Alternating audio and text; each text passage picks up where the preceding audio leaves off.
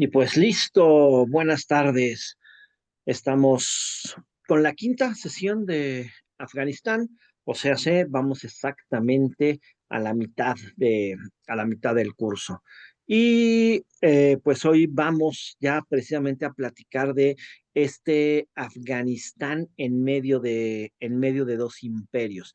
El Afganistán del siglo XIX, finales del siglo XVIII, siglo XIX, cuando pues repentinamente Afganistán está entre Rusia y Gran Bretaña, entre los dos imperios más poderosos de ese momento, y pues va a convertirse, va a jugar el papel de ser un estado tapón, ¿no? Un estado tapón entre las dos potencias, lo que por supuesto le va a causar a Afganistán muchísimos conflictos. Estamos hablando ya de un estado afgano existente, claro, como ya habíamos platicado la clase pasada, ¿no? Este Afganistán que se crea a partir del poder tribal.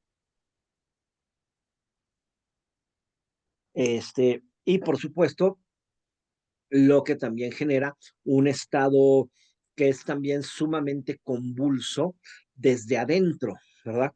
Porque para poder gobernar sobre Afganistán es indispensable tener el apoyo de las tribus. Si no se tiene el apoyo de las tribus, pues no hay manera de lograr un gobierno. Esto es algo de lo que ha vuelto a Afganistán un territorio tan difícil de conquistar, tan difícil de dominar. Este, y bueno, claramente lo vieron los ingleses y lo vieron los rusos. Pero entonces, pues precisamente habíamos dejado a este imperio Durrani, ¿no? El primer gran imperio, el primer imperio que surge desde Afganistán con un emperador, con una dinastía propia, que aunque la dinastía Durrani fue bastante efímera, lo que sí ya queda colocado a partir de este momento, pues es la existencia de un estado afgano, ¿no?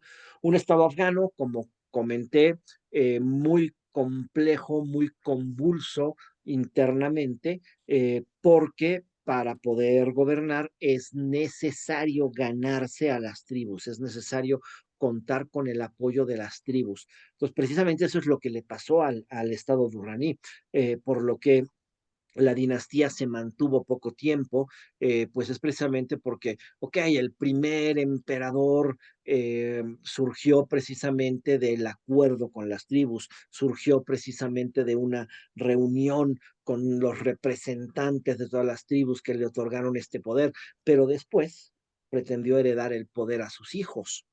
Eh, o sea, se convirtió en un rey de facto y intentó heredar el poder a sus hijos, y esto empezó a debilitar esta cohesión, ¿no? Y al ratito, al cabo de dos generaciones, de tres generaciones, vamos a ver al Imperio Durrani desapareciendo y a una nueva dinastía llegando al poder, desde luego. Y a ese mismo tiempo, pues están apareciendo, está llegando Europa al juego, ¿no? Europa a través de dos potencias, claramente, la India y Gran Bretaña. Entonces, vamos hoy, pues, a platicar de este momento, Afganistán entre Rusia, perdón, no es la India, es Rusia, Afganistán entre Rusia y Gran Bretaña.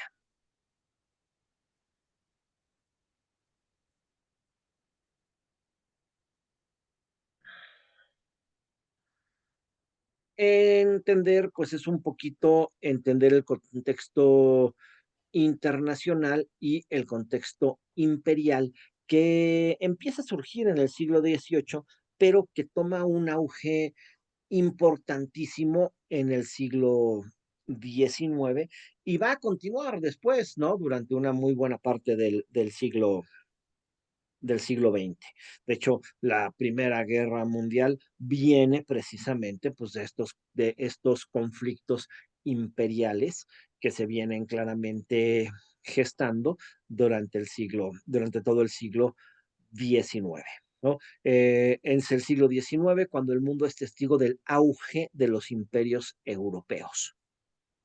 Em, Imperios que pueden ser continuos, como es el caso del Imperio Ruso, o que pueden ser fragmentados, como es el caso del Imperio Británico, ¿no? Lo que surge claramente a partir de este momento es la necesidad de dominar extensísimos territorios, ¿no? Esto, pues, como una forma, desde luego, de un flujo económico, que mejore la vida, claro, de la capital del país colonial, del país conquistador, en este caso sí, claramente, ¿no? Porque el concepto imperial de este momento sí es muy claro. Hay un país y una serie de colonias. El país imperio básicamente explota los recursos naturales de las colonias y además utiliza a las colonias para vender sus materias elaboradas, ¿no? Entonces, el imperialismo del siglo XIX tiene clarísimamente una cuestión económica. Estamos en la época de la revolución industrial, la producción crece a escalas impresionantes. Esto hace que la industria requiera de una gran cantidad de materia prima, pero también requiera de mercados extensos donde colocar todo lo que está fabricando. Y eso es el concepto del imperio, tener de dónde extraer materias primas y tener dónde colocar nuestras materias elaboradas, ¿no? Em, Claramente es un concepto, primero que nada, comercial, económico, pero también se vuelve a la vez una cuestión de prestigio, de forma que para los países europeos, pues no solamente es el punto económico, sino también el punto de prestigio, el punto de mostrarse como un país poderoso, ¿no? Eh, y a partir de mostrarse como un país poderoso, bueno, pues tener prestigio mundial, etcétera. Y esto es muy claro en el Imperio Ruso, que pues empiezan los conflictos porque una vez que avanza, claramente dice, pues una vez que el pabellón ruso se hizo, no se puede, no se puede retirar. Entonces, pues si nos metimos en tierras de otro, upsí, perdón, pero una vez que el pabellón ruso fue izado, pues no se puede retirar, ¿no? Es una cuestión de principios y de prestigio del país. Entonces, estamos en este mundo imperial del siglo XIX y vamos a ver a dos países muy especialmente, ¿verdad? El imperio ruso, el imperio inglés y aquí está Afganistán. Entonces, si el imperio inglés invade Afganistán, está inmediatamente demasiado cerca de los territorios rusos y esto a los rusos no les va a gustar. Y exactamente lo mismo pasa con Rusia, ¿no? Si Rusia llegara a invadir Afganistán, pues está en la puerta de la India, la joya de la corona del imperio inglés y por supuesto que esto no le va a parecer a Inglaterra. Entonces, el imperio ruso y el imperio británico, pues entrarán en una serie de rivalidad geopolítica muy intensa, precisamente por el control de Asia Central y el control del subcontinente indio. Ambas regiones van a ver entonces en la región afgana, ambas potencias van a ver entonces en la región afgana una zona clave para su seguridad y para su protección internacional. ¿no? Pues ahí Afganistán, el territorio además súper complejo, montañoso, tribal, pero estratégicamente vital para ambas potencias.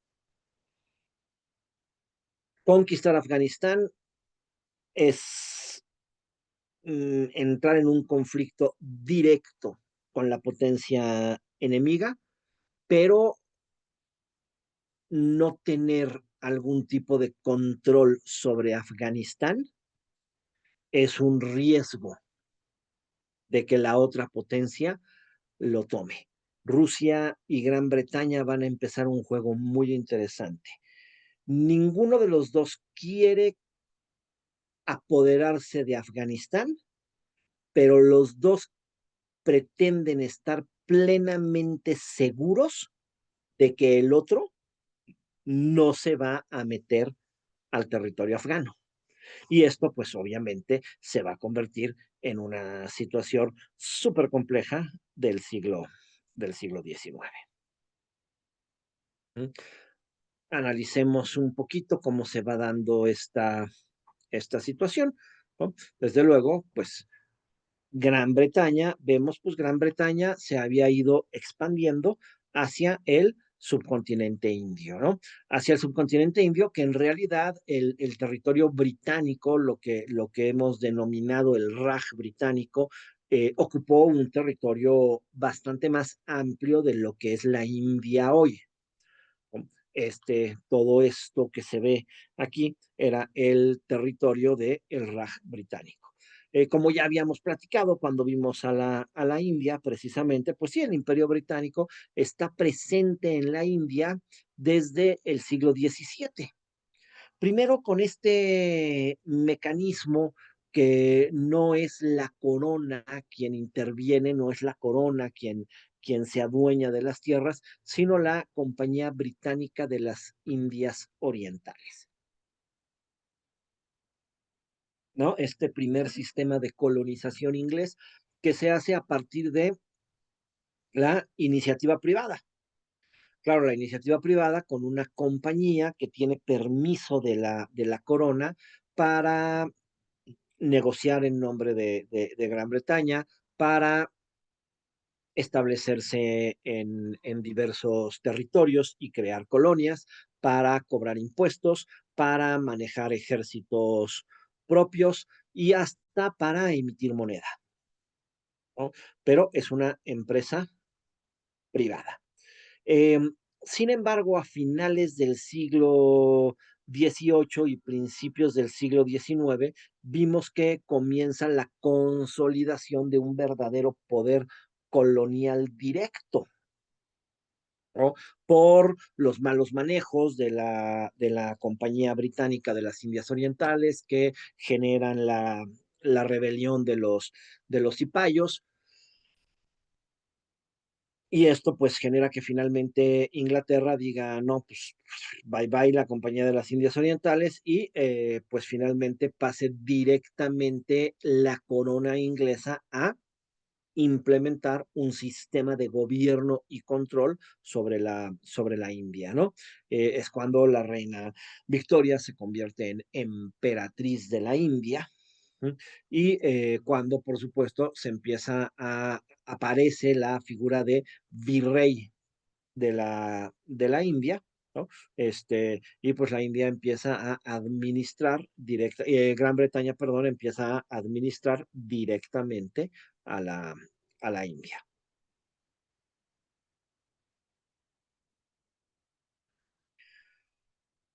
Um,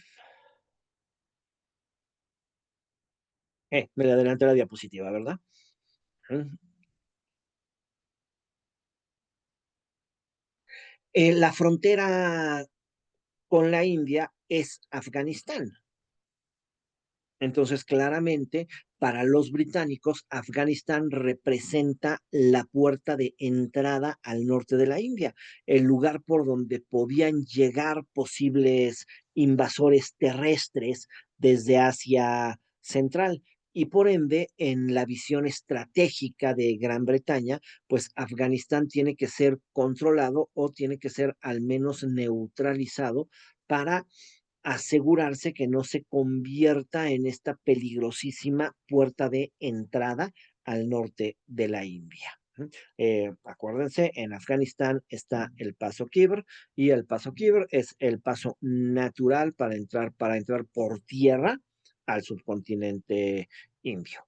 En cualquier otra región están los Himalayas y los Himalayas son una frontera natural sumamente complicada.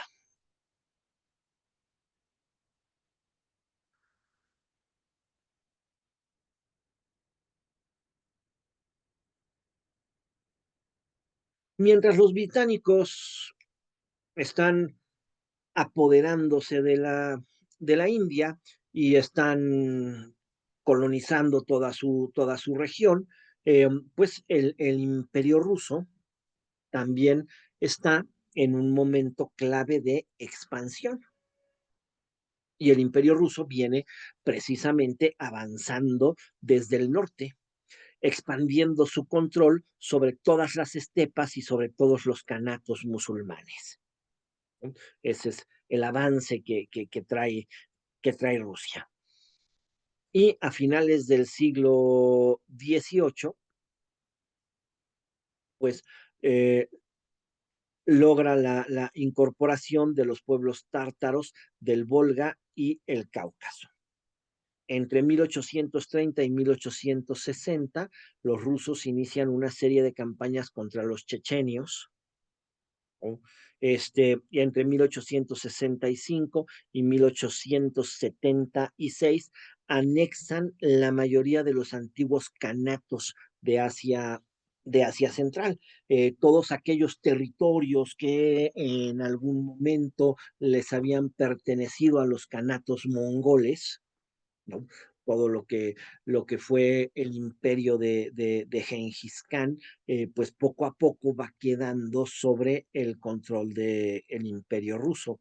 Y van tomando todos los canatos, el canato de Kokand, el canato de Jiva, el canato de Bujará, y esto pues básicamente lo que va haciendo es generar el mapa que vimos hace ratito, ¿no? Donde finalmente pues ahí quedan China y Afganistán como territorios no conquistados por ninguno de los dos imperios, ¿no? Por supuesto, además, sabemos que Gran Bretaña, pues aunque no invadió China, sí se adueñó de la política exterior de China y se adueñó del comercio en China a través de las guerras del opio. Y pues ahí está con la frontera con el Imperio Ruso y estos dos pueblos pues no precisamente se quieren, se consideran enemigos, el uno considera peligroso al otro. De hecho, ahí entra otra historia interesante, que es la historia del Imperio Otomano, que siendo un imperio claramente en decadencia, tanto Gran Bretaña como Rusia deciden que debe de seguir existiendo la famosa aparición del enfermo de Oriente, ¿no? Y un mal necesario, y en realidad lo ven como esta misma situación, una zona de amortiguamiento, ¿no? Inglaterra dice, si cae el Imperio Otomano, Rusia se va a adueñar de esos territorios y va a poner en jaque a la corona inglesa. Y exactamente lo mismo pasa con Afganistán. Si Rusia se apodera de Afganistán, pues está ahí en la frontera con la India y puede poner en jaque a la corona inglesa.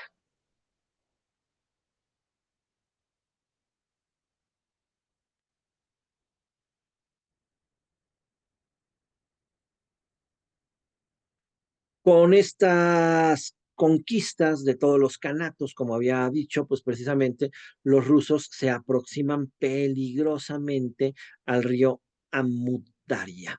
El río Amudarya es precisamente la frontera norte de Afganistán, ¿no? Es el límite natural.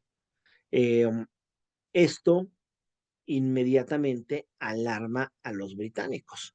Los británicos precisamente creen que si Rusia sigue avanzando, su avance natural sería hacia Kabul, y de Kabul, pues el único crecimiento que le quedaría ya al imperio ruso sería expandirse hacia la India. Y esto, pues para Gran Bretaña es un, un impedimento absoluto, algo que simple y sencillamente no puede suceder. Entonces ahí se van a quedar y ahí va a empezar una guerra de amenazas, una guerra de diplomacia, pues una especie de guerra fría en chiquito, no mundial, pero pues sí, una especie de guerra fría, ¿no? Donde Rusia y Gran Bretaña no se van a enfrentar la una con la otra bajo ninguna circunstancia, pero se van a estar peleando por este territorio afgano que ambas potencias dicen no queremos conquistar Afganistán, pero sí queremos estar seguros de que tú tampoco quieres conquistar Afganistán. Y por supuesto, la palabra de un rey nunca ha sido suficiente como para tomarla en serio, ¿verdad? Ni de un caballero inglés, ni de un zar ruso. Será la palabra suficiente como para decir, ya dijeron los rusos que no, ya dijeron los ingleses que no, entonces no tenemos nada de qué preocuparnos. Creo que es algo que nunca se ha dado a lo largo de la historia. Entonces, ¿qué van a hacer los dos países? Pues intervenciones disfrazadas, ¿no? Van a traer misiones diplomáticas que buscan establecer alianzas o, en su defecto, imponer condiciones. Van a llenar la región de espías y agentes encubiertos, ¿no? Todos personajes disfrazados de exploradores, disfrazados de comerciantes independientes, pero pues claramente al servicio de una u otra potencia, ¿no? Y además, pues ya cuando sea necesario, campañas militares para deponer gobiernos contrarios a sus intereses. El ejemplo más claro de esta situación fueron precisamente las guerras anglo-afganas, de las que vamos a hablar el día de hoy, obviamente.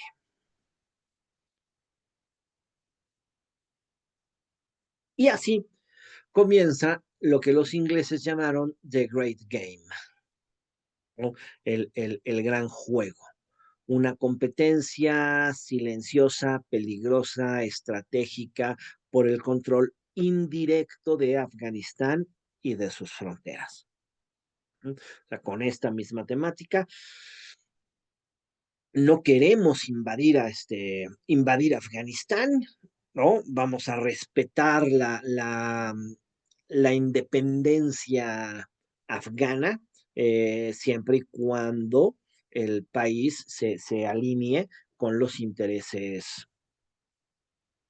con los intereses británicos, ¿no? Pero eso sí, de manera libre e independiente.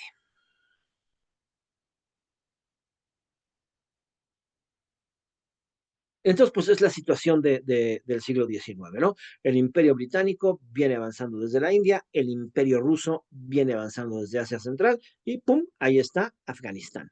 Y Afganistán se convierte en la zona clave, en la zona que ambos imperios van a decir, yo no lo voy a conquistar, yo no quiero dominar, pero si tú conquistas o si tú intentas dominar, pues obviamente vas a tener problemas conmigo, ¿no? Y pues el control que implica protección, amenaza directa, ¿no? Para Inglaterra, pues que Rusia tomara esta región es una amenaza para la India, para Rusia que Inglaterra tomara esta región es una amenaza para Rusia. Entonces no va a ser conquistado, pero sí va a vivir Afganistán bajo una permanente presión por parte de ambos imperios, mediante diplomacia, guerra y espionaje.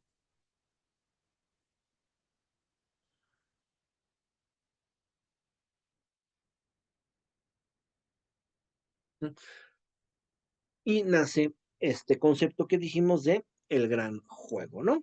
término acuñado por los británicos para describir esta rivalidad estratégica entre el imperio británico y el imperio ruso, ¿no?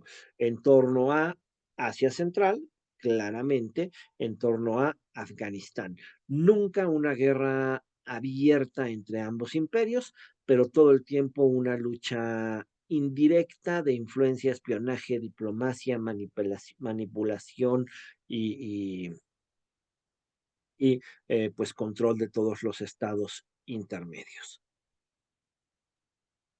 Este Great Game más o menos duró pues desde las primeras misiones británicas en Afganistán, que empiezan en la década de 1830, hasta el acuerdo anglo-ruso de 1907, aunque muchos historiadores más bien amplían el periodo hasta la Revolución Rusa de 1917,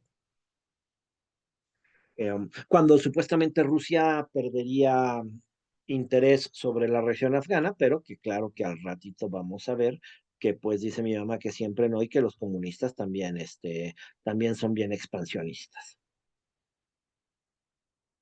¿Qué quiere Rusia? Expandir su control sobre los canatos musulmanes de Asia Central, obtener acceso al Océano Índico. Esto obvio por razones tanto comerciales como militares, ¿no? Este, y pues eso implica presionar al imperio británico.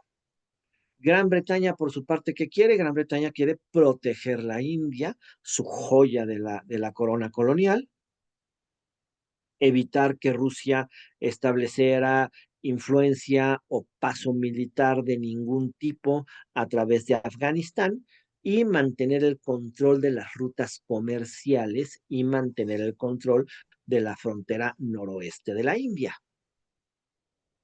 Las dos potencias están convencidas de que la clave para todo esto es el control indirecto de Afganistán.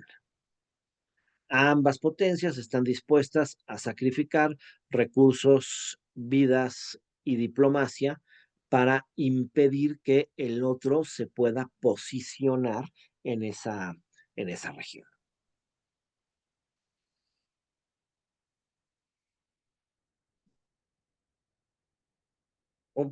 Y pues ahí queda Afganistán en este lugar muy particular, no colonizado formalmente por ninguna de las dos potencias, pero tampoco plenamente soberano,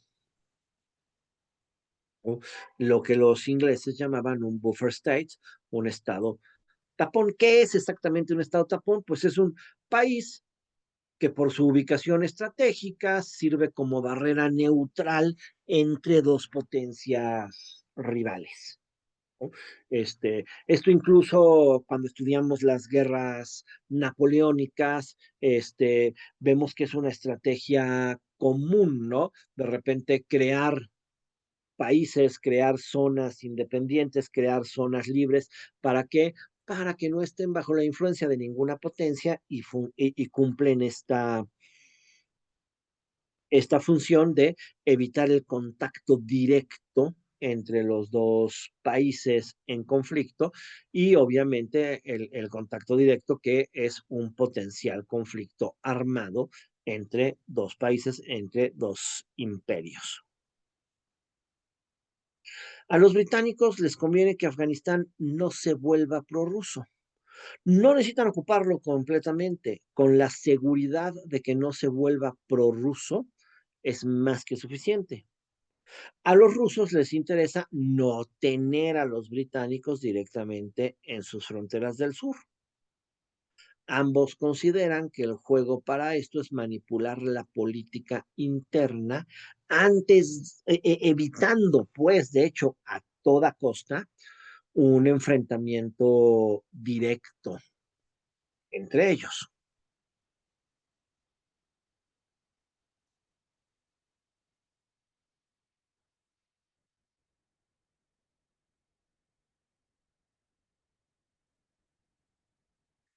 En este juego de diplomacia, ¿no? Diplomacia agresiva, cada imperio tiene que mandar embajadores, misiones científicas, exploradores o caravanas comerciales que en realidad son enviados para recopilar información, ofrecer sobornos o formar formar alianzas. Afganistán además es un terreno perfecto para este cultivo de este tipo de diplomacia agresiva, porque aunque hay un poder central afgano, pues tenemos esta situación de la fragmentación tribal. Entonces, pues la cuestión es muy simple. Cuando no se puede hacer un trato directamente con el poder central, pues entonces inmediatamente buscarán pues hacer tratos con con las tribus, con los jefes tribales, ¿no? Y a partir de ellos zarandear al poder central o incluso derrocarlo si llegara a ser necesario. ¿Mm? Un espionaje encubierto, ¿no? Alexander Burnes de Gran Bretaña, Arthur Connolly, son personajes que se hicieron famosos pues, por sus misiones de espionaje en Asia Central, ¿no? Alexander Burnes siempre disfrazado comerciante, Arthur Connolly de peregrinos, ¿no? Muchos de ellos murieron en el interno, Alexander Burnes entre ellos, ¿no? Que pues sí, aparentan ser un peregrino, un explorador, un aventurero, pero pues en realidad la chamba es pasarle información a sus respectivos gobiernos. ¿Mm? Guerras por poderes, ¿no? O sea, ambas potencias, pues, respaldando a diferentes candidatos al trono afgano, en todos los conflictos sucesorios que va a tener Afganistán, como va a suceder con el Shah Shuja Dost, con el Shah Shuja, perdón, o con Dost Mohammed, y más adelante con Abdur Rahman Khan. Vamos a ver a todos esos y vamos a ver todos esos conflictos claramente, pero que son shahs, que son gobernantes, que son reyes de Afganistán, que se convirtieron en realidad en estas piezas de ajedrez, ¿no? Que pues, los británicos tranquilamente quitan y ponen reyes, quitan y ponen jefes, pues según sea conveniente a sus intereses o según se sientan amenazados por la presencia rusa en la región.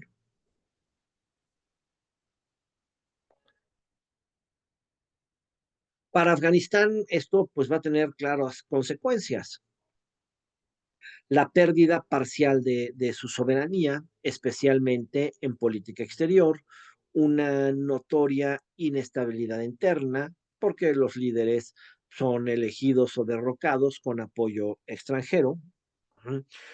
Va a recibir también a cambio armamento, va a vivir una modernización militar importante, ¿no? Y una modernización administrativa, siempre con financiamiento, presión y vigilancia extranjera. Pero, bueno, pues es el mismo fenómeno que vemos después con Estados Unidos, ¿no? Al grupo guerrillero, al grupo paramilitar o al gobierno central, quien esté dispuesto a dar los apoyos pertinentes, pues reciben armas, reciben apoyo logístico, reciben entrenamiento militar, ¿no? Y todo esto, pues a cambio de otorgar su lealtad a alguno de los imperios. Entonces, sí, esto le da a Afganistán, por supuesto, un gran acceso a armas de alto calibre y a armas sumamente modernas, ¿no? Lo mismo hizo Estados Unidos. Quien se pregunte de dónde sacan los talibanes el armamento que tienen, pues creo que es obvio, ¿no? Este, em, a su vez, toda esta intervención extranjera lo que hará claramente es fortalecer la identidad nacional y crear resistencias internas. Afganistán, de hecho, va a resistir repetidamente la ocupación británica y va a rechazar el dominio directo de Gran Bretaña y le va a demostrar a los ingleses que serán muy potencia, pero que con Afganistán no se puede, ¿no? Y entonces el país se convierte pues en un campo de maniobras geopolíticas, ¿no? Este, donde las potencias juegan su juego y la población afgana sufre las consecuencias.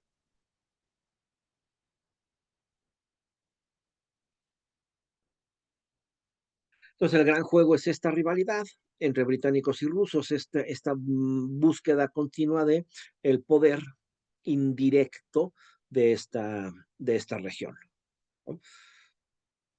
Afganistán, el estado tapón, manipulado, no conquistado, escenario de espionaje, guerra, diplomacia, traición, pues quedará geopolíticamente muy complejo, ¿no?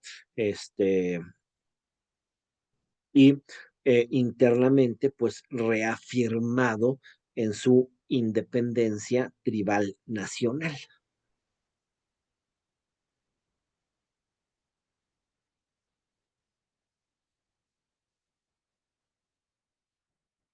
¿Mm? Y vamos a ver, pues, cómo todo esto ocasionará la primera guerra anglo-afgana. ¿Mm? Antecedentes dentro de todo este juego geopolítico y dentro del propio Afganistán, pues como decimos, Afganistán es una región estratégica y al mismo tiempo tiene sus múltiples conflictos internos. Entonces, pues había aparecido un personaje, ¿no? Shuja Shah. Shuja Shah fue el gobernador de Herat y de Peshawar, o sea, de dos ciudades importantes afganas, desde 1798 hasta 1801. Pero en 1801 decide proclamarse rey de Afganistán. ¿Mm? Eh, Después de la deposición de su hermano Shah Saman. Accede al trono debidamente el 13 de julio de 1803 y se convierte en emperador Durrani. Acuérdense, esta es la dinastía de los Durrani. Estos personajes que se están peleando unos con otros, que se matan los unos a los otros, claramente son miembros de la misma familia. ¿Sí? La fragmentación va más allá de la situación tribal, algo que vimos en muchas ocasiones en los imperios islámicos, es que pues pues las guerras fratricidas, ¿no? Los conflictos entre los propios hermanos. Entonces, dentro de la propia dinastía Durrani hay sus problemas y de esa dinastía aparece Shuhasha, quien se convierte en rey de los afganos el 13 de julio de 1803, rey de los afganos y emperador Durrani. Shuha alía a Afganistán con el Reino Unido. ¿Mm? En esta época vienen las guerras napoleónicas y Afganistán está amenazado. Acuérdense que Napoleón precisamente va a penetrar por Egipto y va a intentar conquistar la India.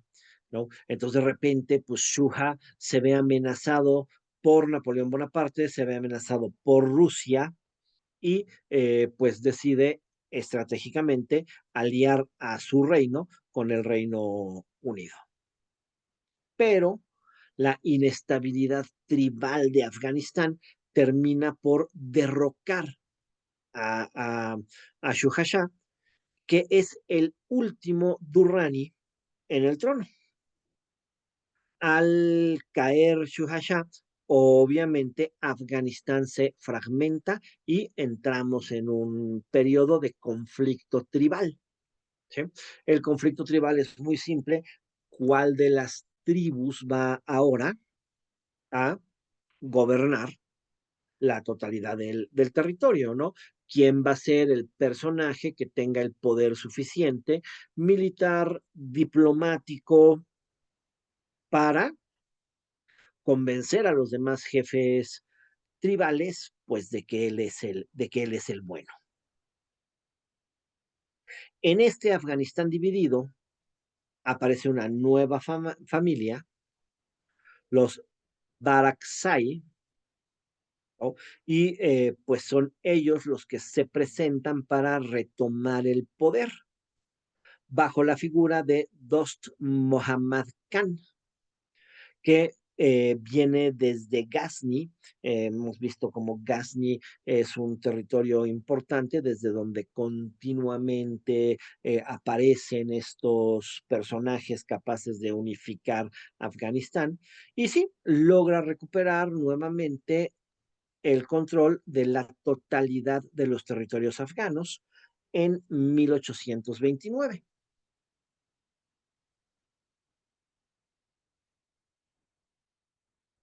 Logra la totalidad de los territorios afganos, entre comillas, porque por ahí vamos a aparecer, vamos a ver aparecer al ratito, mm, lo vamos a mencionar y vamos a decir, ¿y estos güeyes de dónde salieron?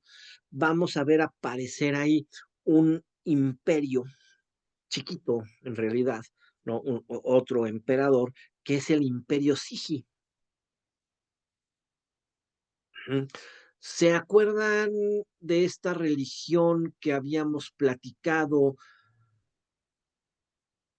cuando el Islam penetra la India y se encuentra con las religiones hindús y aparece este personaje que dice que Buda y Mahoma son el mismo y que por ende no hay división entre el hinduismo y el islam, que son,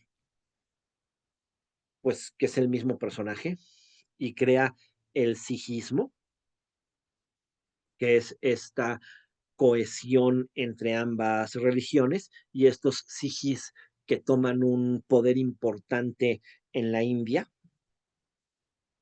Bueno, pues el imperio Sij es precisamente, el imperio Siji es precisamente el primer estado gobernado a partir del sijismo, a partir de esta religión que pretende aunar lo musulmán con lo hindú. Fue un territorio pequeño, fue un territorio que no duró mucho tiempo, pero aparece justo ahí en territorios afganos. Entonces, recupera no la totalidad de su territorio en realidad, porque pues, por ahí anda ya el imperio Sig, ¿no?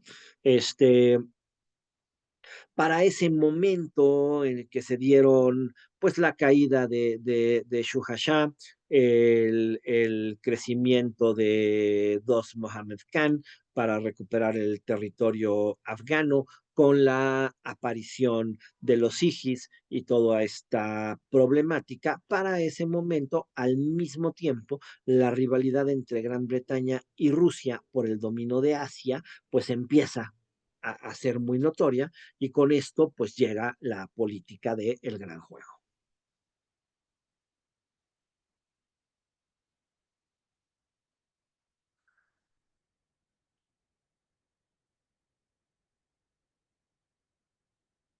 En todo este conflicto que se está viviendo internamente en Afganistán, con las tribus, pues apenas logrando una nueva reunificación bajo la figura de Dost Mohammad Khan, y con el imperio Sikh ahí dando lata también, va a llegar un enviado ruso, Jan Prosper, a Kabul y va a buscar establecer relaciones con el emir afgano Dost Mohammad Khan.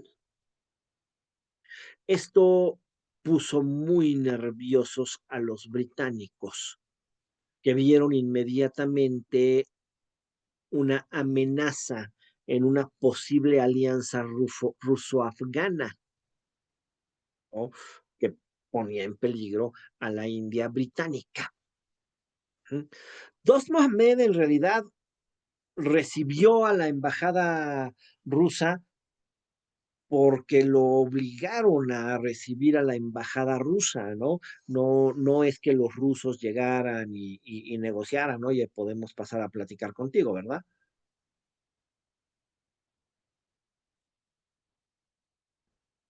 Pero a los ingleses les parece muy mal. Ahí está Alexander Bornes. Y Alexander Bornes mantenía una relación cordial con Dost Mohammad.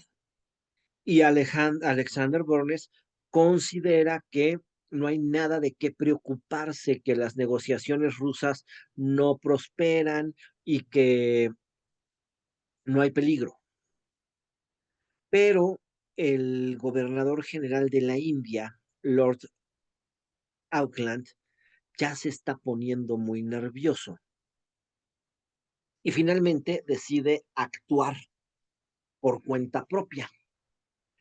En enero de 1838, Auckland emite un ultimátum exigiéndole a Dost Mohammad que rompa todo contacto con Rusia y además que renuncie a sus reclamaciones sobre la región de Peshawar, precisamente una ciudad que había perdido ante el imperio Sikh. Ya cuando Lord Outland desde la India le hace toda esta serie de exigencias a Dost Mohammed, pues es cuando Dost Mohammed dice, pues no, y por ende no rompo mi relación con Rusia, ¿no? O sea, en este juego diplomático, más bien lo que terminó por hacer Lord Auckland fue pues, empujar a Dost Mohammed a decir, no, pues entonces estoy mejor con los rusos. Si los ingleses se van a poner así de tarugos, pues estoy mejor con los rusos, ¿no? Pero entonces esto le da el pretexto a Aculand para optar ahora sí por una intervención militar.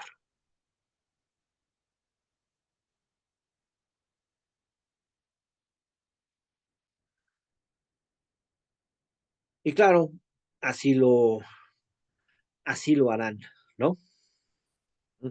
Este,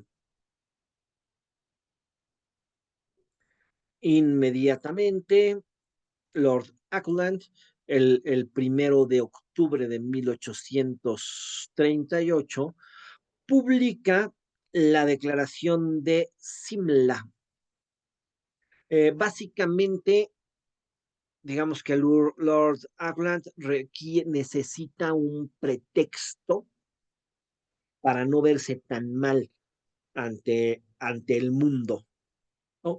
Y su pretexto justificará la intervención británica como un esfuerzo por restaurar en el trono afgano a su verdadero emir, que es Shah Shuja Durrani, que había sido depuesto en 1809 y que curiosamente se encontraba exiliado en la India británica desde 1818.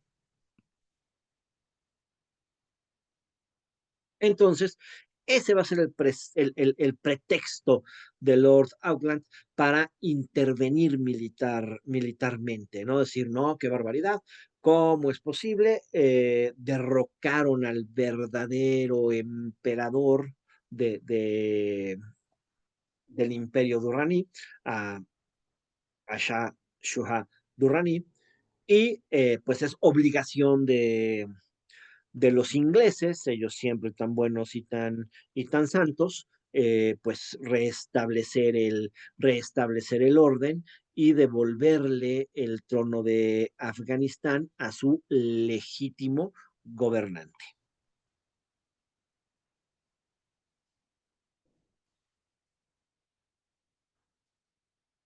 Auckland, que sabe perfectamente bien qué es lo que los afganos quieren,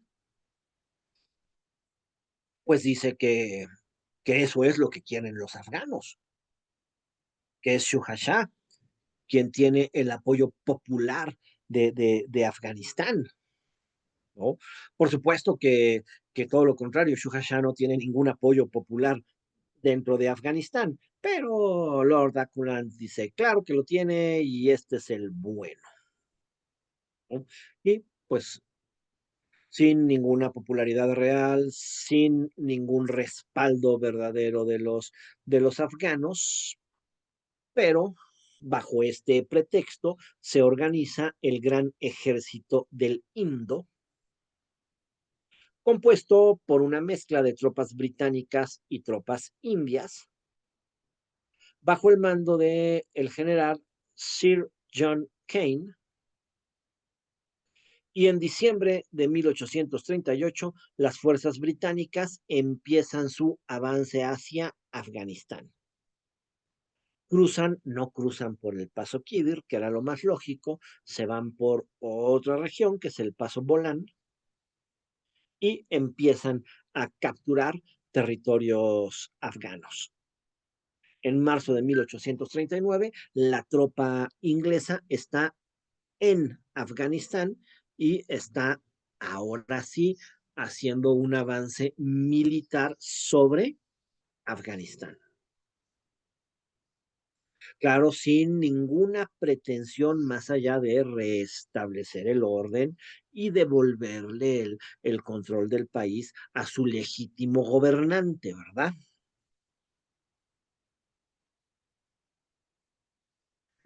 Este, el 23 de julio de 1839, las fuerzas británicas asaltan la fortaleza de Ghazni, considerada un paso clave para lograr el control de Kabul.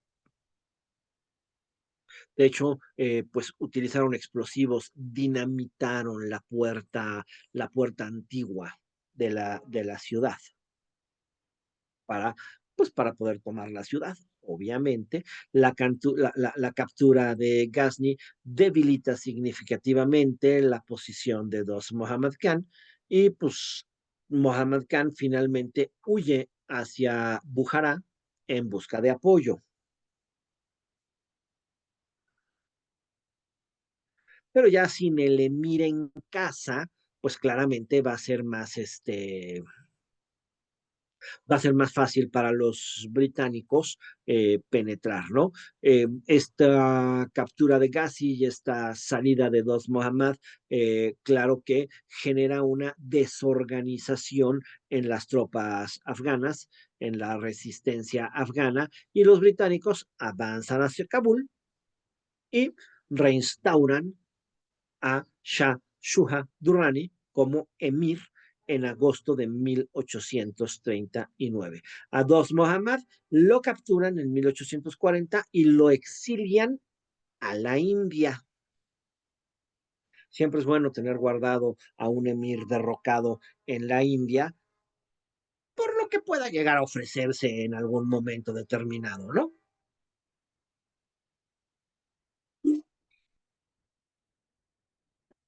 Tras la deposición de Shah Shuja Durrani en 1809, pues este había precisamente vivido exiliado en la India británica. Ahí recibía una pensión directamente de la Compañía de las Indias Orientales. Y ahí, pues a pesar de su impopularidad, de su reputación de crueldad y de todo lo demás, pues los británicos lo habían visto como este candidato maleable para sus intereses en la región. Y por eso claramente en 1839, pues fue el personaje perfecto, el pretexto perfecto para organizar esta guerra y para imponer un gobierno libre claramente controlado por Gran Bretaña.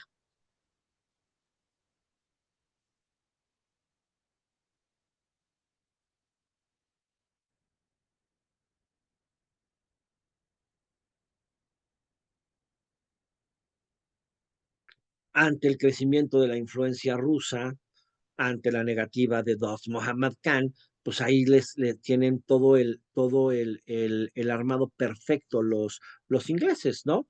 Restaurar al Shah en el trono afgano, justificar su intervención, darle apoyo al gobierno legítimo en contra de las interferencias extranjeras de los malditos rusos que no tienen buenas intenciones como los santos ingleses. Y pues por ende hay que sacarlos de Afganistán. ¿No? Queda restaurado Shah Shuja como emir de Afganistán con el respaldo militar británico. Por supuesto, Gran Bretaña ahora tiene claramente un ejército establecido dentro de Afganistán. ¿No? Y claro, además, Shah Shuja promete no pretender recuperar territorios que estén bajo el dominio del imperio Sikh. Entonces, pues tiene tanto el respaldo militar británico como el apoyo del imperio Sikh. Pero esto no va a ser muy bien visto por la población afgana general.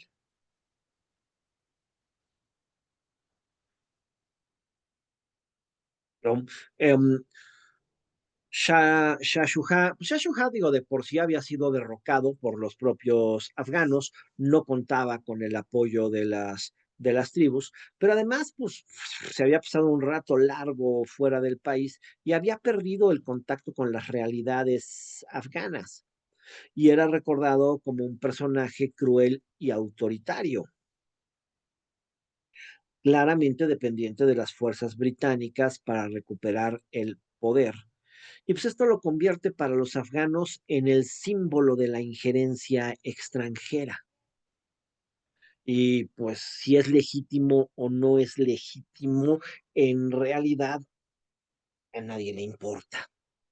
¿No? De por sí tenemos claro que los afganos no tenían este concepto real, imperial, de herencia de padres a hijos, ¿no? Ya de por sí habíamos visto que el concepto afgano era mucho más importante el apoyo tribal y el carisma con las tribus que el linaje del personaje. Ujú. Entonces, pues a nadie le interesa si hay legitimidad o no hay legitimidad.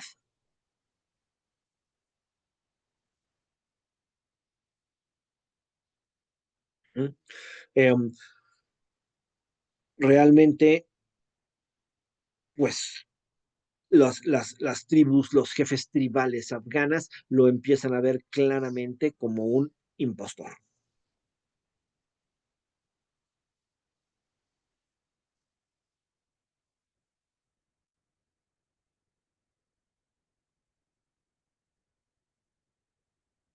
El 2 de noviembre de 1841 va a estallar una revuelta en Kabul. Al que le va a tocar pagar los platos rotos, desde luego va a ser a Alexander Burnes y a la gente de Alexander Burnes, ¿no? Alexander Burnes, que había eh, pues funcionado como aliado de Mohammad, que les había dicho a los ingleses que no era necesaria una intervención inglesa y todo este rollo, pues finalmente será visto como como el traidor, como el que no pudo evitar que los ingleses penetraran en Afganistán, y pues será el que le toque pagar los platos rotos, y el primer acto de la rebelión será matar a Alexander Burnes y a la gente de Alexander Burnes, ¿no? Con esto empieza una insurrección generalizada en contra de la ocupación británica.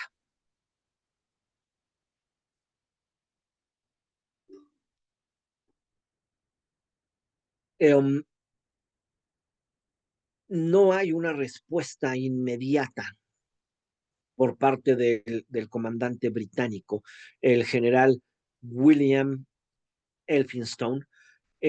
No reacciona a tiempo, no reacciona rápido, y esto permite que la rebelión se extienda rápidamente y que la posición británica quede completamente debilitada en la región.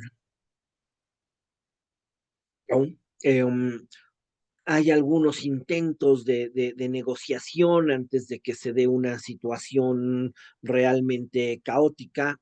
Otro enviado británico, William, William McManagan, va a intentar negociar con los líderes tribales afganos, pero pues la verdad es que la situación está fuera de control.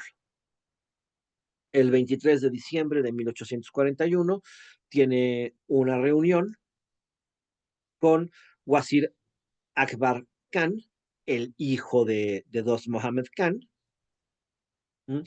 pero McManagan es asesinado. Este evento pues ya deja verdaderamente asustados y mal parados a los británicos, y sin ninguna estrategia para poder negociar o para poderse enfrentar a esta crisis. El 6 de enero de 1842, finalmente, Elphinstone lo que acuerda es evacuar Kabul. La exigencia final hacia una Inglaterra sitiada, rodeada, o hacia una tropa inglesa sitiada, rodeada, con muy pocas posibilidades, pues la exigencia final será: váyanse todos los ingleses de Kabul. ¿Mm?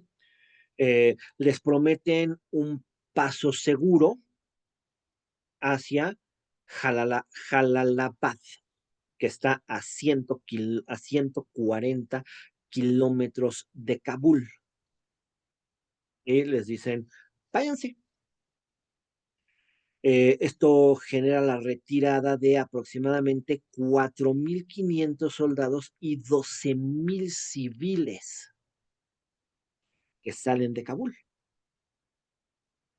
Pero la promesa de seguridad no se cumple, y la columna es atacada repetidas ocasiones por fuerzas afganas, por lo que muchos se mueren por los ataques, por el frío extremo, por el hambre, pero el caso es que pues esta retirada pues será una retirada verdaderamente trágica, ¿no? Los empiezan a atacar, se empiezan a morir de frío, se empiezan a morir de hambre.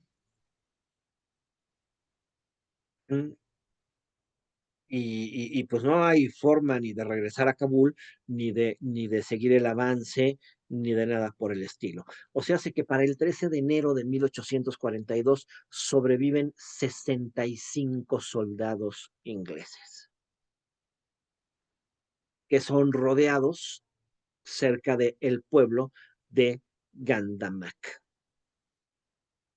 Um, a pesar de que no tienen ninguna posibilidad de defenderse, se niegan a rendirse, razón por la que fueron aniquilados. Y este evento pues simboliza la culminación trágica de la retirada inglesa de Kabul. De los 16.000 miembros de la columna que se retiró, sobrevive el cirujano asistente William Brydon. William Brydon logra llegar solito a Jalalabad el 13 de enero de 1842. ¿No? Esto pues se convierte desde luego en el símbolo de la terrorífica derrota de Gran Bretaña ante Afganistán.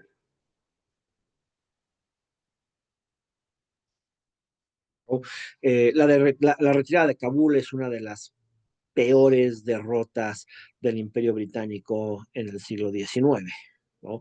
La, la, la, la humillación fue terrible. Después los ingleses tratarán de vengarse.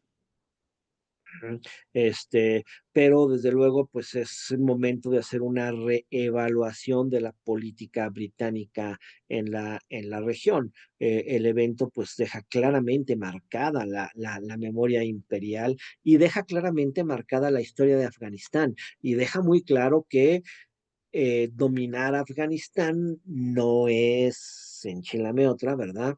Que dominar Afganistán verdaderamente es difícil y peligroso. ¿Mm? Este, ¿no? Representa la más grande catástrofe militar para el Imperio Británico, ¿no? Y pues un simbolismo impresionante para los afganos. ¿Mm? Se convierte esta situación en el emblema de la resistencia afgana y en el símbolo de la vulnerabilidad de la potencia, de las potencias imperiales en estos territorios.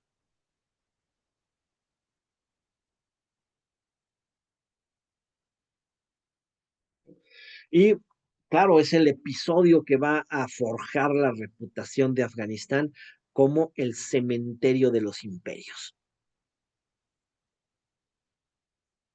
Precisamente esta expresión que pues refleja eso, la dificultad histórica de las potencias extranjeras para conquistar y mantener el control sobre el territorio afgano.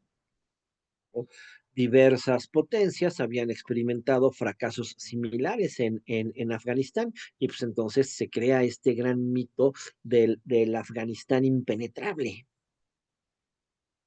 La identidad nacional afgana, a su vez, se ve claramente fortalecida y la resistencia frente a cualquier intento de ocupación extranjera se convierte en un elemento de orgullo en la narrativa nacional. Y pues en el símbolo para todas las generaciones de valorar la independencia y la soberanía del país y de no permitir que ninguna potencia extranjera gobierne sobre su territorio. ¿No? Es la advertencia para todas las potencias del mundo sobre pues lo que puede costar intervenir en el territorio afgano, ¿no? 16,000 muertes, bueno, 15,999, ¿no? Este, la tradición de resistencia de Afganistán. Entonces, pues todo esta primera guerra anglo-afgana, pues básicamente es la derrota más terrorífica para, para, para el imperio inglés, ¿no? La vergüenza del imperio inglés y la fortaleza de Afganistán, ¿no? Este, claro que los ingleses son necios. Y pues sí, momentáneamente Afganistán quedó con con una menor intervención. Momentáneamente Afganistán, claro, siempre pactando con los ingleses, tampoco es que hayan quedado tan asustados como para decir nunca más nos acercamos a este territorio. El gran juego continúa, ¿no? Y pues regresarán a la diplomacia y hacer todo lo posible porque Rusia no se adueñe tampoco de sus territorios. De todos modos, tanto los ingleses como los rusos, pues iban a quedar curados de espantos por un buen rato y van a decir, pues vamos a regresar al juego del espionaje, de las misiones, de todo esto, a continuar prometiéndonos mutuamente que no nos interesa entrar en guerra entre nosotros y la situación se va a quedar calmadita algunos años, pero algunos años hasta 1878, que nuevamente se dará una guerra anglo-afgana, es la Segunda Guerra Anglo-Afgana.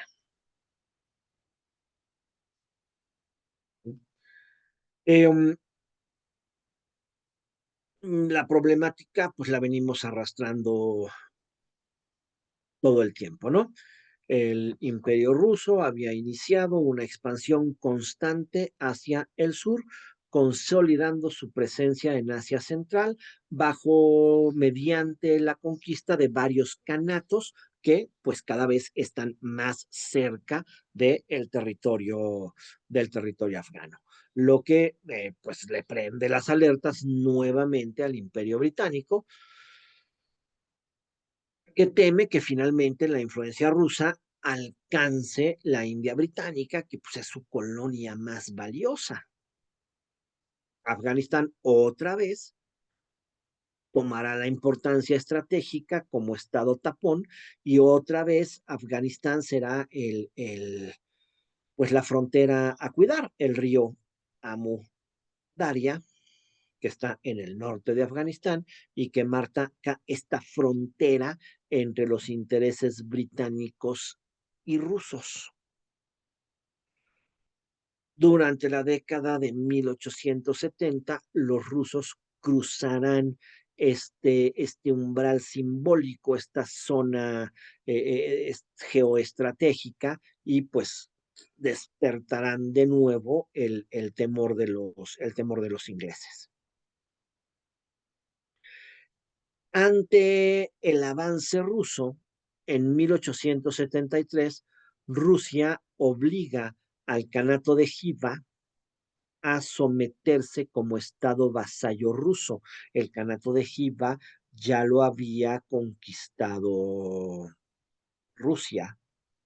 Y entonces, pues esto es una agresión directa al imperio ruso, ¿no? Para 1878, las tropas rusas se asentan en la región del río Amu Daria y pues peligrosísimamente cerca del norte de Afganistán, claramente como una provocación a Gran Bretaña que convirtió un territorio ruso en un estado vasallo inglés. ¿Cómo estuvo eso? ¿Quién lo convirtió en estado vasallo? ¿Los rusos o los británicos?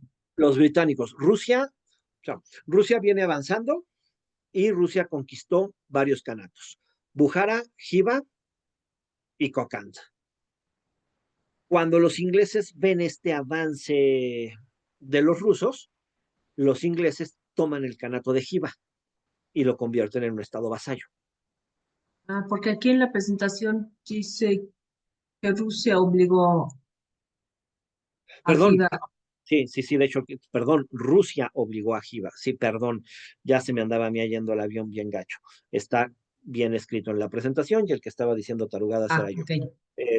Rusia toma el Kanato de Jiva y esto es una provocación directa a los ingleses y Rusia se establece peligrosamente cerca de la frontera, ¿no? Y los ingleses dicen, Nel, ahí te vamos. Sí, perdón, estaba yo presentando al revés. ¿Mm? Eh,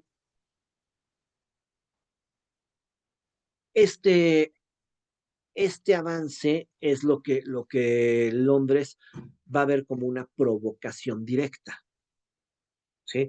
Desde luego, las negociaciones siempre complicadísimas, ¿no? Inmediatamente Inglaterra va a reclamar la presencia rusa demasiado cerca de Afganistán y Rusia asegurará que no pretenden cruzar hacia el sur. Digamos que Rusia al final del día puede decir, estamos dentro de lo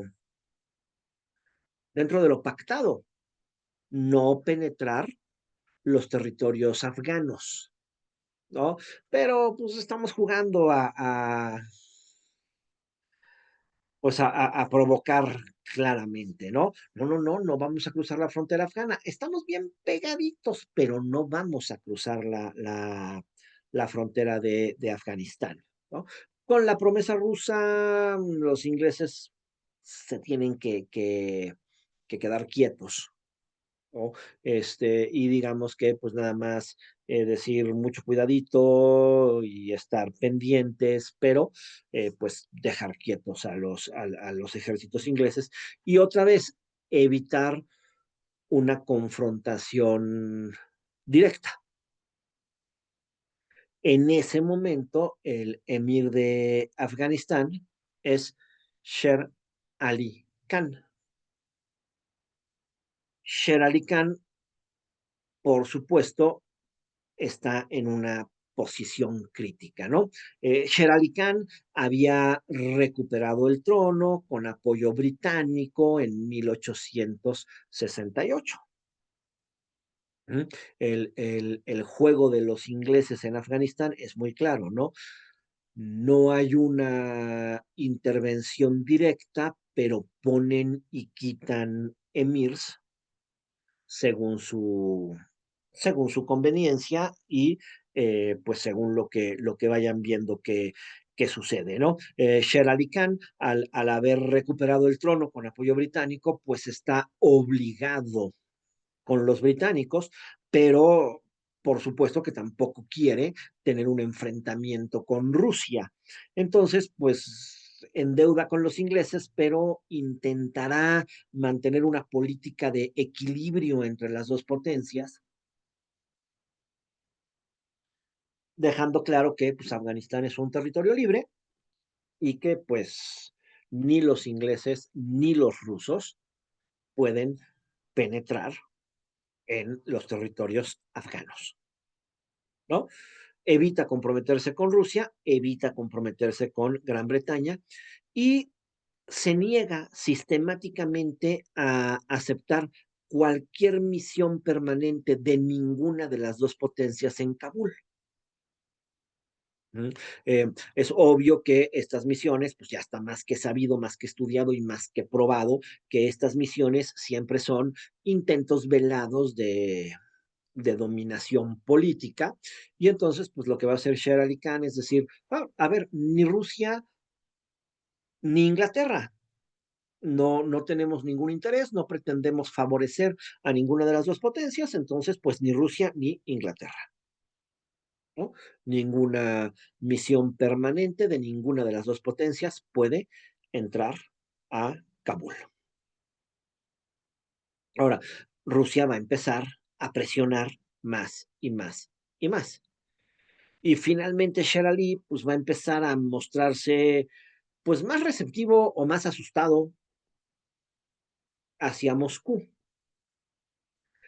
Finalmente pues esperando que una alianza con Rusia le permita proteger la soberanía afgana frente al dominio británico. Esto pues será muy mal visto por Londres, ¿no? Más cuando además pues los ingleses habían ayudado a Sher Ali a llegar al trono. Entonces, pues esto será visto por Inglaterra como una amenaza directa, ¿no?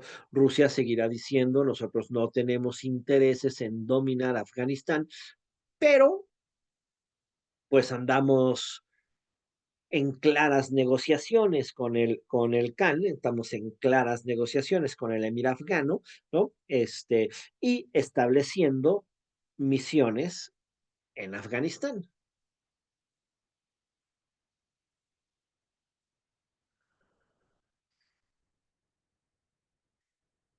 el avance ruso, su acercamiento diplomático con Kabul, pues van a motivar al Imperio Británico para exigir reciprocidad.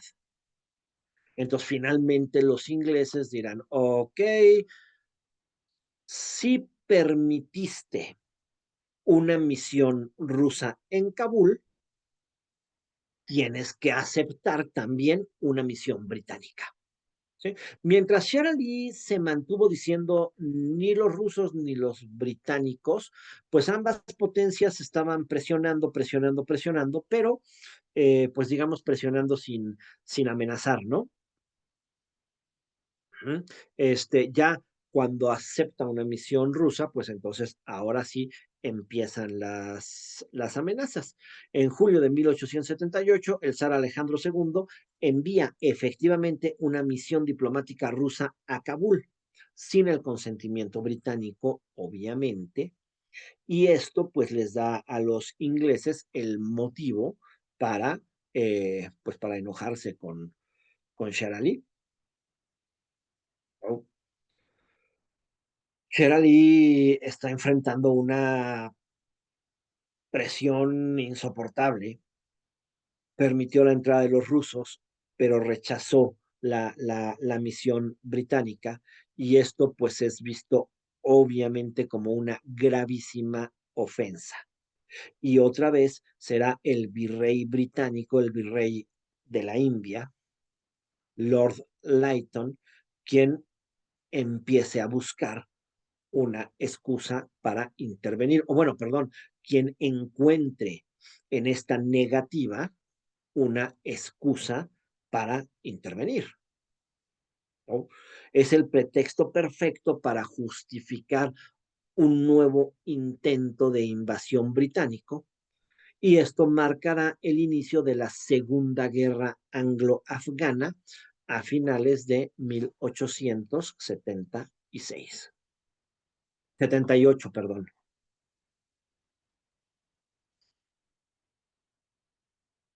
Um, el Imperio Británico decide responder con rapidez, ¿no? Este, para ellos es clarísimo que están perdiendo en el gran juego, ¿no? Y para esto es clarísimo que es un privilegio que Inglaterra no puede permitir.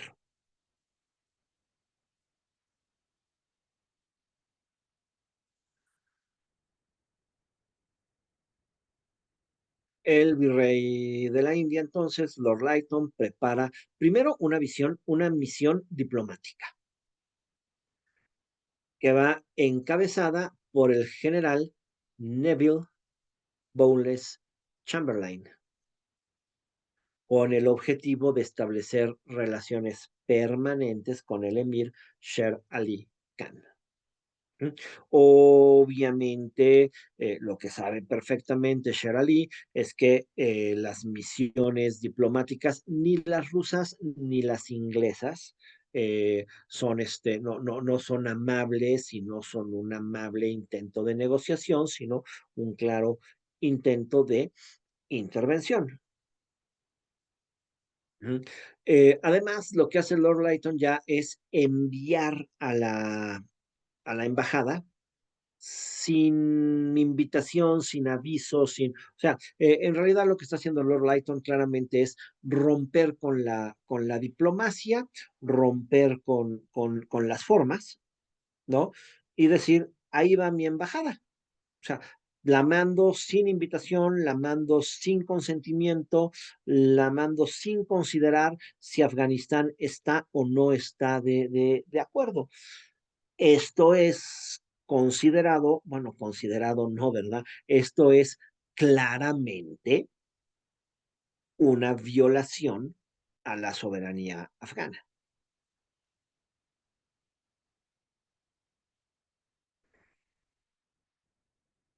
Sher Ali, que ya está muy presionado con los rusos, pues rechaza la entrada de la misión británica. y ordena que no se les permita a los ingleses avanzar más allá de la ciudad de Ali Masjid en el Paso Kiber. Los dejó entrar a Afganistán, pero no los dejó entrar a Kabul, ¿no? Eh, Quédense ahí y desde ahí platicamos, ¿no? Pero no pueden entrar a Kabul.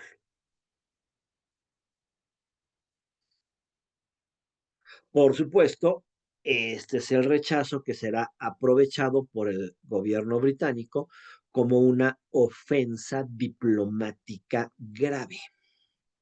¿Sí? Es muy obvio, no nos hagamos. Inglaterra ya había contemplado la guerra como una necesidad, ¿no? Lo que necesitaba era un pretexto. Y el pretexto se dio muy bien. Mando una misión diplomática sin pedirle permiso a nadie, sin que nadie me invite y simple y sencillamente pues, los meto a Afganistán. Por supuesto, la respuesta de Sher Ali es lógica. Oigan, no, ahora sí que nadie los invitó, ¿no? O sea, no puedes entrar en mi casa así nada más de Bowles. Nadie los invitó.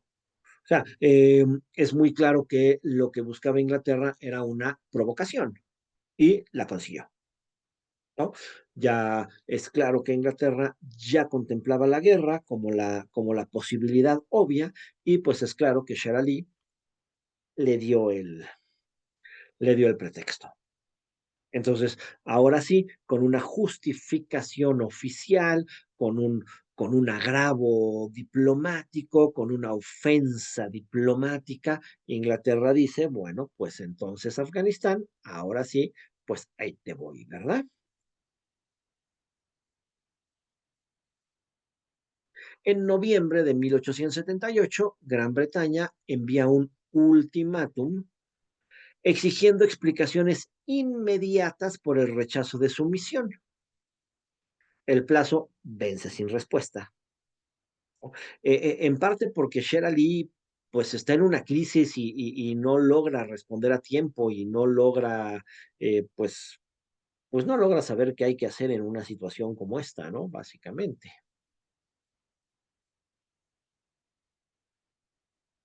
Y el 21 de noviembre de 1878, Gran Bretaña declara la guerra a Afganistán. Inmediatamente, tres columnas británicas cruzan la frontera desde diferentes regiones de la India hacia Afganistán, iniciando una rápida ofensiva para obligar a prisa al emir a rendirse o negociar.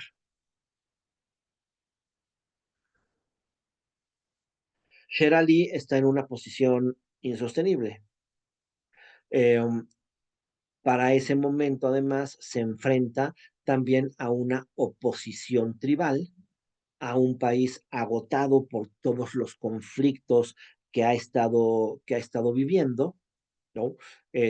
Sin ningún apoyo militar. De hecho, el apoyo militar que le habían prometido los rusos, pues por supuesto, cuando Rusia ve que Gran Bretaña entra con todo a Afganistán, se lava las manos y decide no apoyar. Rusia quiere evitar a toda costa una guerra con Inglaterra.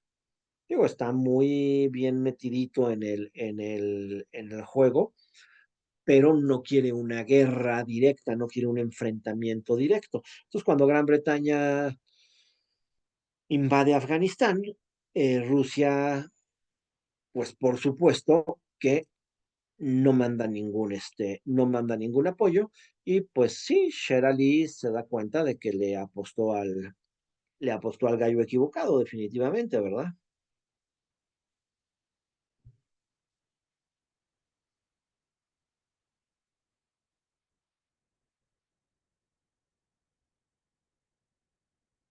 Con una situación tan compleja, pues Sher Ali huye hacia el norte, busca una audiencia con el zar Alejandro II, pero muere en el camino en febrero de 1879, sin haber logrado ningún auxilio.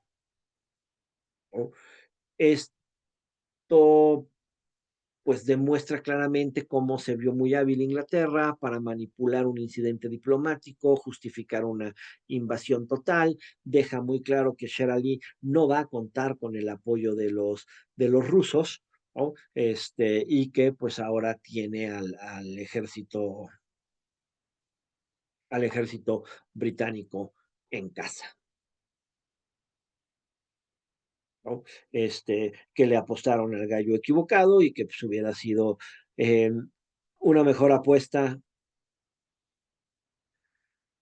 aceptar las negociaciones con Gran Bretaña y no con, y no con Rusia. Tras la muerte de Sher Ali Khan en febrero de 1879, será su hijo, Yaqub Khan, quien asuma el poder en medio de un escenario caótico. El país parcialmente ocupado por tropas británicas, la autoridad central en realidad sumamente debilitada. Muchas de las tribus no quieren legitimar al nuevo emir, ¿no? Eh, Jacob Khan se ve más hábil que su padre, desde luego, y entiende que no hay manera de enfrentar al imperio británico con toda esta mezcla con toda esta mezcla de problemáticas, ¿no? Este, que no hay aliados internacionales para Afganistán, y finalmente, pues Jacob Khan decide negociar. Y en mayo de 1879 se firma el Tratado de Gandamak. El Tratado de Gandamak, que se llama así porque pues, se firmó ahí en la villa de Gandamak, ¿no? Este, y pues es la negociación entre Inglaterra y Afganistán.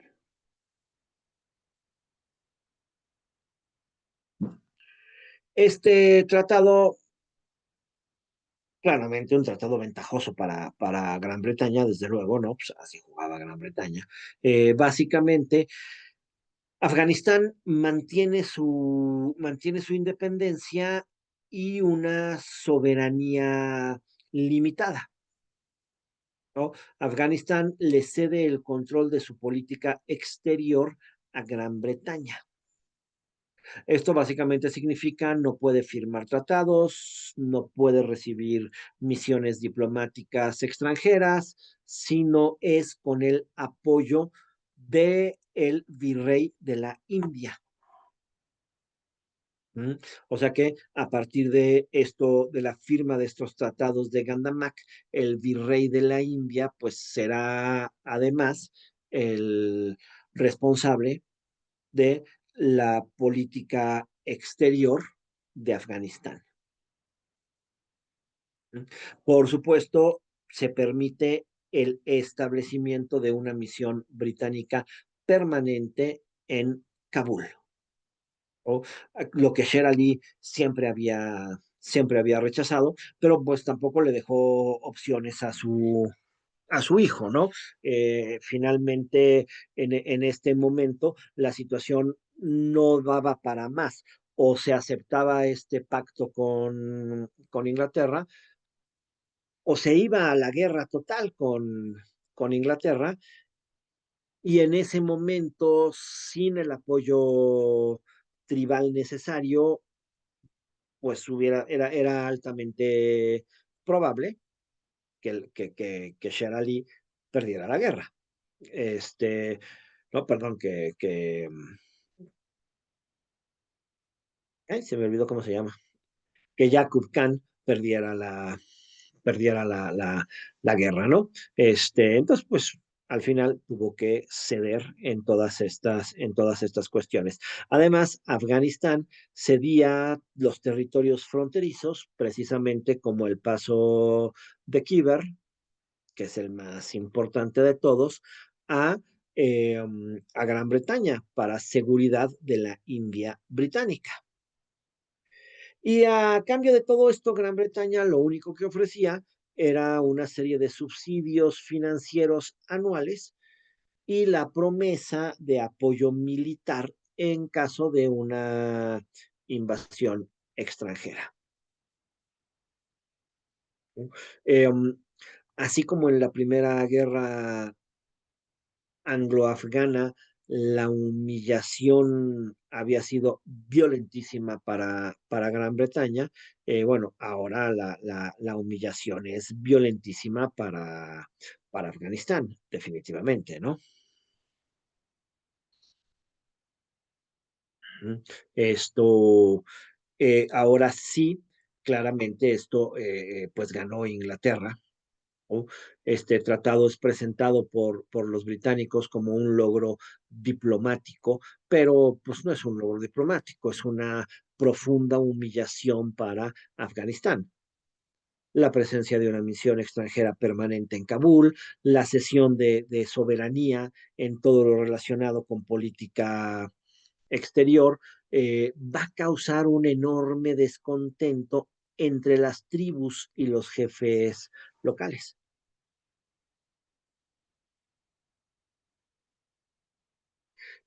Este malestar nuevamente se va a manifestar violentamente en septiembre de 1879, otra vez con un motín en Kabul, motín que terminará con el asesinato del enviado británico, Sir Louis Cavagnari, y todo su personal, lo que nuevamente reabrirá el conflicto y forzará a los británicos a lanzar una segunda ocupación a, a Kabul, una segunda ocupación de Kabul.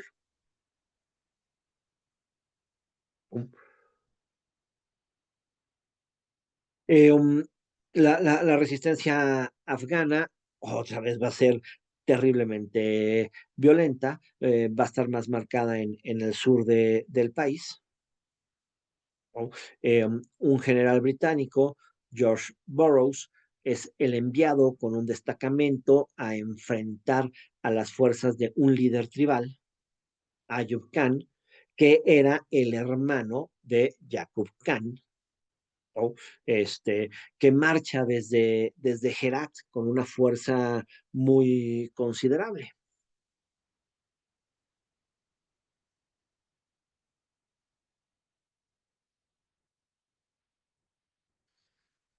La batalla va a tener lugar en Maiwand, cerca de la ciudad de Kandahar, y va a resultar nuevamente en una derrota devastadora para los británicos.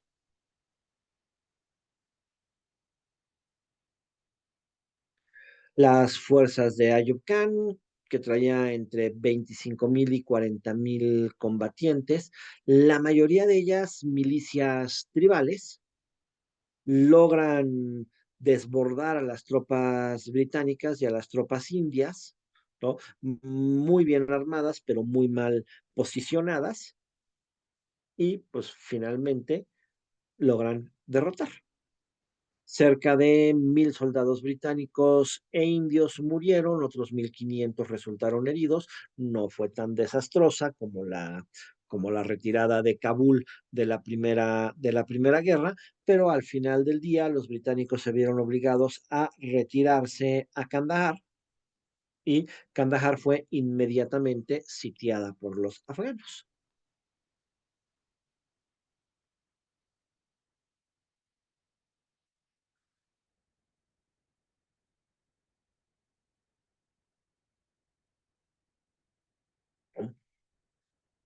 Buscando contrarrestar la amenaza, van a enviar al general Frederick Roberts, que va a emprender la famosa marcha de Kabul a Kandahar, más de 500 kilómetros en 20 días, que se considera una de las proezas militares más impresionantes de esa época. En agosto de 1880, Roberts derrota a Ayub Khan en la segunda batalla de Kandahar y restablece el control británico en Kabul y por ende en Afganistán.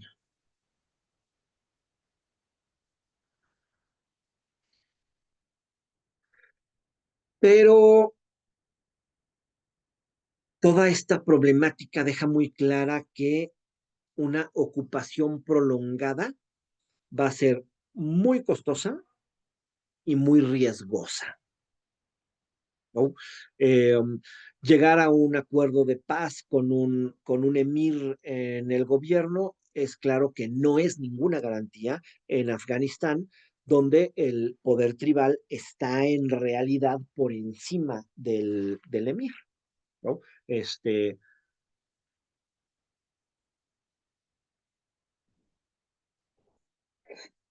si los jefes tribales no están de acuerdo con el emir, si los jefes tribales no están de acuerdo con los pactos que se hagan, pues han dejado muy claro que en cualquier momento se levantan en armas y que son sumamente peligrosos. Entonces quedará muy claro para Gran Bretaña que no se justifica una ocupación prolongada, que es muy peligrosa y muy costosa, ¿no? Además, los propios ingleses, la gente de Londres, los ciudadanos de Londres, pues no están muy de acuerdo y tienen un temor de que esto provoque una guerra mayor con Rusia. Entonces, bueno, pues Inglaterra finalmente tendrá que reconsiderar su estrategia, ¿no? Con Jacob Khan exiliado y con Ayub Khan debilitado, pues los británicos van a buscar a un candidato que pueda ser fuerte y aceptable para las tribus y al mismo tiempo obediente al imperio. Y van a encontrar a ese perfil en Abdur Rahman. Abdur Rahman, que es primo de Sher Ali, que estaba exiliado desde hacía muchos años, ¿no? Y pues finalmente, decide, deseos, perdón, pero deseoso de regresar y de ocupar el trono de, de Afganistán, ¿no? Por lo que en 1880, pues finalmente van haciendo todos los pactos. Abdur Rahman es aceptado por los británicos como el nuevo emir de Afganistán, se compromete a aceptar el tratado de Gandamak, aunque es un tratado humillante para los afganos, y dejar en manos británicas la política exterior, siempre y cuando se le garantice una completa autonomía interna.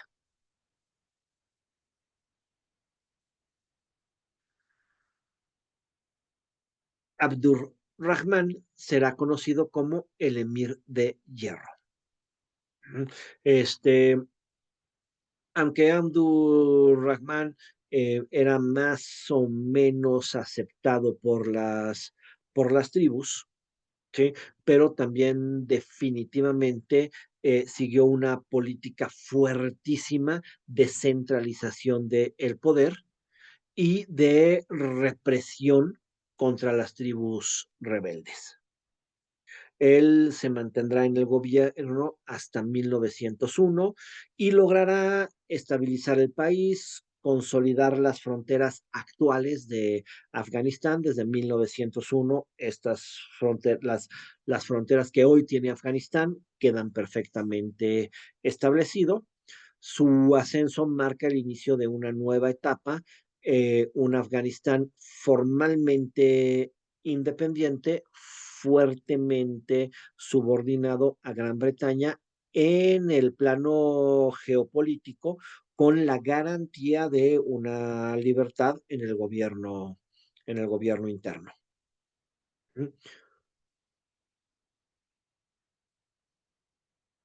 El acuerdo de Gandamak, pues es uno de los acuerdos más desiguales impuestos a Afganistán, pero pues Es la única forma en la que queda claro que Inglaterra no va a intervenir militarmente el país, ¿no?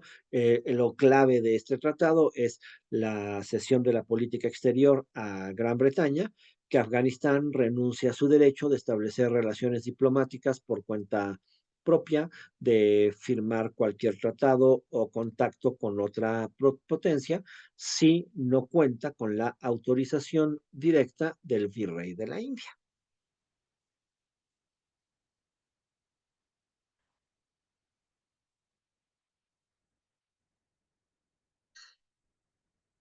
¿Mm? Establecimiento de presencia británica en Kabul es la otra parte importante de este tratado, ¿no? Se permite la instalación de una misión diplomática permanente con presencia militar limitada, ¿no? Lo que había sido pues reservado durante décadas, ¿no? El asesinato de Cavagnari había mostrado que esto era frágil y peligroso, ¿no? Pero finalmente los ingleses no desistieron en el principio de tener una representación en el corazón afgano. Desde luego, a cambio de reconocimiento del gobierno afgano en lo interno. Gran Bretaña garantizaba no intervenir en los asuntos internos del país. Se ofrecen subsidios anuales, asistencia militar en caso de invasiones extranjeros. Reafirma Inglaterra su papel de garante del Emirato y pues convierte a Afganistán básicamente en un estado formalmente independiente, pero con su soberanía exterior profundamente limitada, ¿no? Y pues con este papel de una barrera geopolítica entre los imperios ruso y británico. Y Abdur Rahman Khan pues quedará como el constructor del Estado moderno. Él gobernará desde 1880 hasta 1901, ¿no? Este, a diferencia de sus predecesores que gobernaban en una alianza muy frágil con los jefes tribales, Abdurrahman sí buscó construir un Estado centralizado y autoritario. Limitó el poder de los líderes tribales y religiosos y fortaleció una administración más dependiente del emir. Por supuesto, todo esto tiene una relatividad muy compleja, ¿no? O sea, finalmente, sin el apoyo de las tribus, un emir afgano está perdido. Digamos que lo que tiene que hacer una figura como Abdurrahman es conseguir la alianza de algunas tribus y reprimir violentamente a las tribus que no se quieran sumar, ¿no? Esa sería la situación realista. Entre 1880 y 1895, pues eso es lo que hizo Abdurrahman, ¿no? Lanzar campañas militares brutales contra diferentes tribus, pastunes, hazarias, uzbecas, ¿no? Eh, También impuso desplazamientos forzados. La clave de los desplazamientos es, pues, desvincular completamente a una tribu, castigos colectivos, confiscaciones de tierras para someter a las regiones rebeldes, siempre respaldado por Gran Bretaña, que pues veía con buenos ojos cualquier iniciativa que estabilizara internamente al país, ¿no? Para evitar pues un nuevo levantamiento, claro está, ¿no? ¿Mm? Entonces, pues ya Abdurrahman, con todo el apoyo inglés y demás, pues sí logró crear un ejército moderno y profesional, con entrenamiento, con armas, mucho mejor estructurado, ¿no? Con un sistema similar al modelo indio-británico, con una estructura militar, administrativa, mucho más mucho más clara, incluyendo la construcción de caminos, de fuertes, de telégrafos, de oficinas fiscales, etcétera, convirtiendo ya a Abdurrahman en el arquitecto del Estado afgano moderno, no democrático, no liberal, pero funcional, ¿no? Y funcionar para el propósito de mantener el control interno y preservar una independencia nominal bajo la tutela de Gran Bretaña. Así quedará Afganistán durante varios años, desde luego, ¿no? Y así quedará Inglaterra como la ganadora del gran juego, ¿no?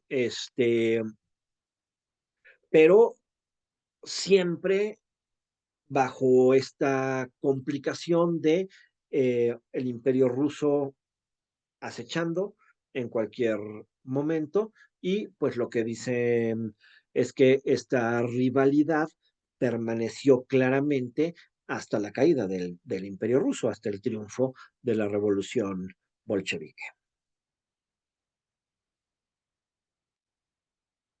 Y pues hasta aquí llegamos el día de hoy, ya mucho más centrados en el Afganistán moderno, ya llegando plenamente al siglo XX. Pues,